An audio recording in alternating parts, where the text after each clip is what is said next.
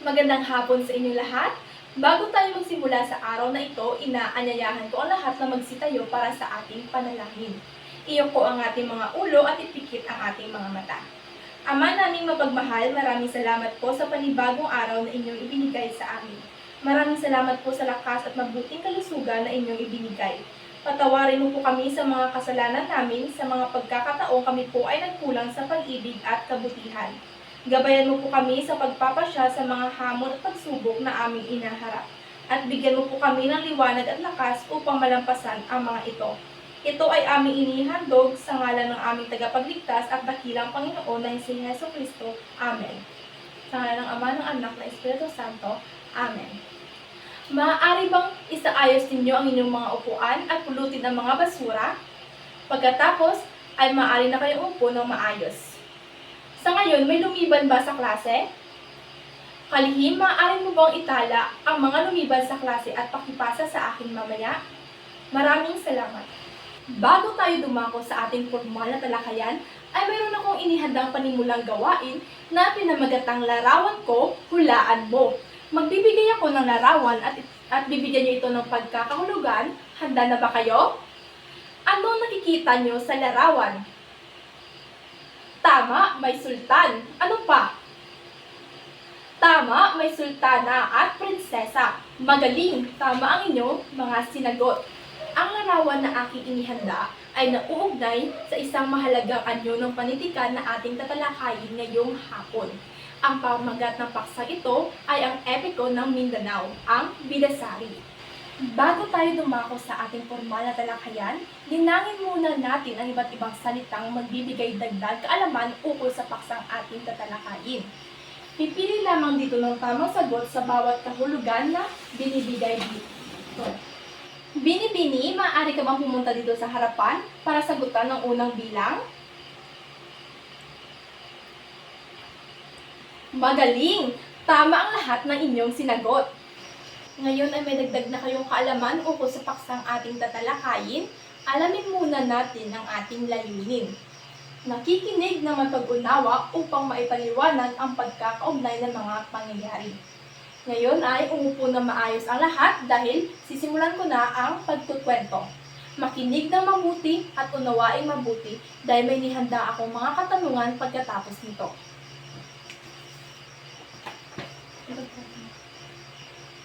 Bidasari ang epiko ng Mindanao.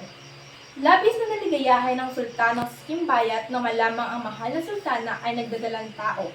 Ang lahat ay maligaya sa magandang balitang iyon na biglang sumalakay ang itinuturing na salot ng kaharian, ang higanting ibong Garuda. Ang buong kaharian ay napilitang umalis at nagtago sa namumuksang ibon. Napahiwalay sa mga kasama ang sultan at ang sultana, at sa kanilang paglalakad ay inabot ng panganganak ang sultana sa tabi ng ilog. Naiintindihan niyo na ba ang kwento ng epiko ng Mindanao? Kung gayon, may inihanda akong katanungan dito na nauugnay sa kwento. Ang unang tanong ay, ano ang naging sanhi ng paglilikas ng mga tao sa kaharian ng Kimbayat? Bini-bini? Tama, dahil biglang sumalakay ang itinuturing na salot ng kaharian, ang higanteng ibong Garuda. Magaling! Sunod, bakit napilitan ng sultan na iwan ang kanyang anak sa bangkang sa tabing ilog? Bini-bini? Tama, dahil sa malaking takot nila sa ibong Garuda. Magaling! Paano natagpuan ni Diyuhara si Bidasari? Ano ang ginawa niya matapos makita ang sanggol? Ginoo? Tama, narinig niya ang iyak ng sanggol at dinala niya ito agad sa bahay at binigyan ng 4 na tagapag-alaga at higa ang may karupok na tunay na ginto. Magaling! Bakit pinilit ni Sultana Lilasari na ipasok si Bidasari sa kaharian? Bini-bini? Tama, dahil sa matinding selos at takot nito.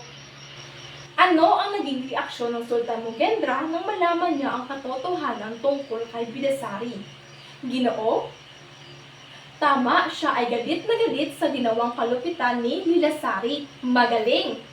Ano ang tuklasan ni Bidasari tungkol sa kanyang pamilya? Bini-bini?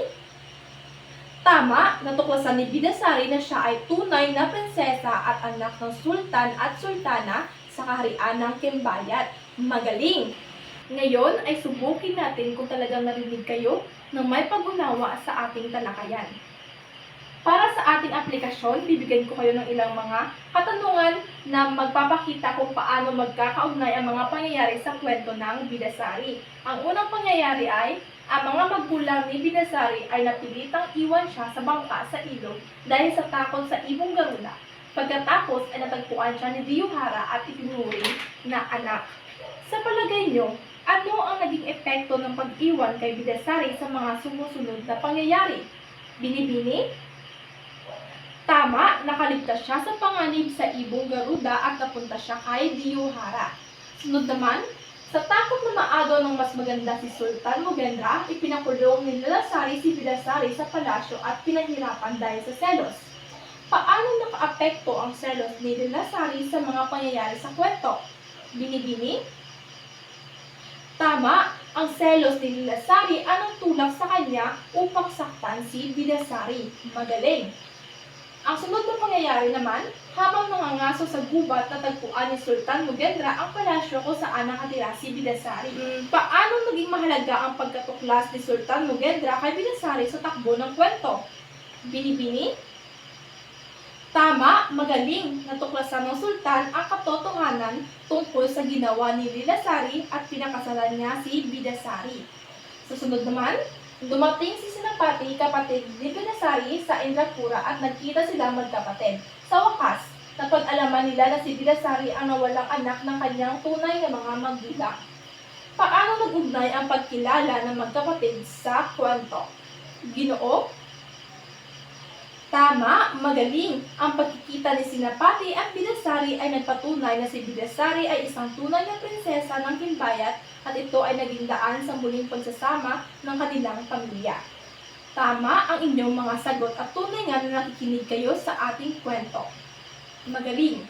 Ngayon, natalakay natin sa araw na ito ang epekong Bidasari at ang mga mahalagang aral mula sa mga pangyayari sa kwento. Ngayon, balikan natin ang mga pangunahing tauhan at mga pangyayari na kanilang nararanasan. Sa ano nga ulit ang mga pangunahing pangyayari na nagbigay ng leksyon sa atin mula sa kwento ng Bidasari? Yes, Binibini?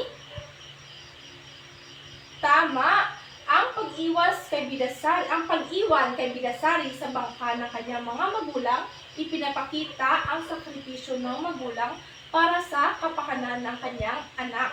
Magaling!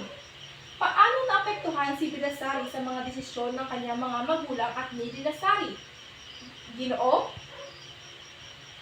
Tama, ang mga desisyon ng kanyang mga magulang at ni Nilasari ay nagdatag ng mga pagsubok sa buhay ni Bidasari. Magaling! Ngayon ay maaari bang kumuha ang lahat ng kalahating papel para sa ating pagsusulit? Bibigyan ko lamang kayo ng 5 minuto para sagutan ang mga gawain. At maaari na kayo magsimula ngayon. Ang inyong 5 minuto ay tapos na. Pakipasa ng inyong mga papel sa harapan. Ngayon, pakikuha ng inyong mga kwaderno at isulat ang inyong takdang aralin. Panuto, pumili ng isang tauhan mula sa kwento, halimbawa, Bidasari o si Nilasari, at isulat ang 3 pangunahing katangian nito, isama ang isang pangungusap kung paano niya naipakita ang mga katangiang ito. Tapos na bang kopyahin ang inyong takdang aralin? Kung gayon, itago na ang inyong mga kwaderno at iligpit ang mga kalat. At tumayo ang lahat para sa panapos na panalangin na pangungunahan na binibining Arise. Ng Ama, ng Anak, ng Espiritu Santo. Amen. Maraming salamat at hanggang sa muling pagkikita.